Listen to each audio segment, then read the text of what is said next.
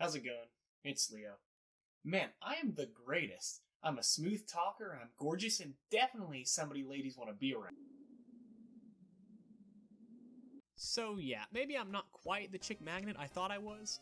Yeah, I can talk to a girl, but when you put the words girl and friend together, I go into cardiac arrest. If there is only some way to gain experience talking to girls. No. There must be some other way I can get experience without having to be social. Oh my god. Yeah, dating simulators have been around for quite a while. I remember classics like Hatful Boyfriend, where all the characters are pigeons, all the way to more recent games like the fabled Honey Pop, a Bejeweled-style game with dating sim undertones. Yeah, I'm playing this game for the gameplay. Uh-huh. Sure. Here's the thing, though. I don't like spending money.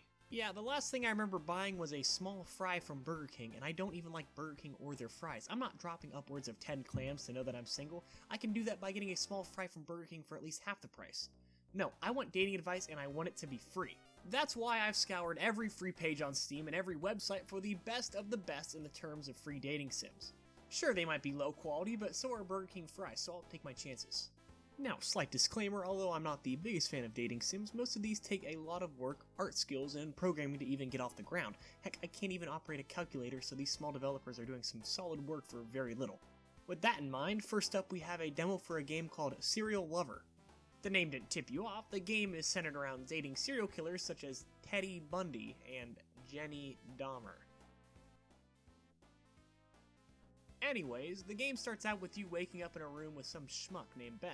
Now, the first dialogue options you have in a dating sim are absolutely imperative to setting the tone for the rest of the game.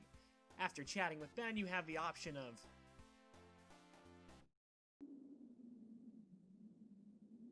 unlike other games, this one definitely goes right for the jugular of why most people are playing it. Afterwards, you are told about the main way you're able to romance these killers. Rhythm games. Yes, unlike other dating sims where you get closer to the characters through witty dialogue and charm, this game relies heavily on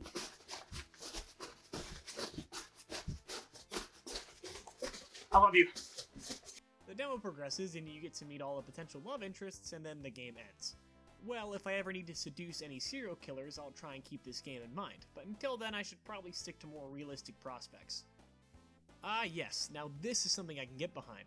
Drinks with Abby follows your standard scenario. Going on a blind date with a girl. I mean, I've never experienced it myself, but I'm sure it's fairly common for most people.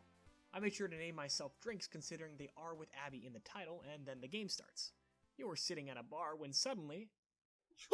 Yeah, the art in this game isn't bad, but it certainly has that uncanny valley feel that makes Abby look like a character out of Toy Story instead of my hot date. After introductions, the game then says that a waitress appears out of thin air.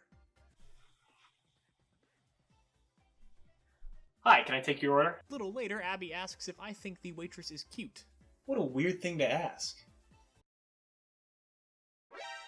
Drinks, you have to get out of there. I'm serious, the zone is way too hot. After a little more small talk, Abby tells me to get some drinks from her waitress friend, who then promptly tells me that Abby isn't interested and that I shouldn't leave. Yep, you heard me right. I straight up didn't even make it to the drinks with Abby part of the game before losing. Okay, maybe too much realism is a little depressing. How about I try something a little more absurd? Maybe divine? That's right, I'm referencing the clicker game Crush Crush. Now I know what you're thinking. A dating sim and a clicker game all rolled into one? That doesn't sound like a good idea. It isn't. Yeah, this game is barely a dating sim and much more closely related to something like Adventure Capitalist or Cookie Clicker. The story follows you, a self-insert blank slate, and no, I'm not being critical, that's literally what you are, getting help from the love god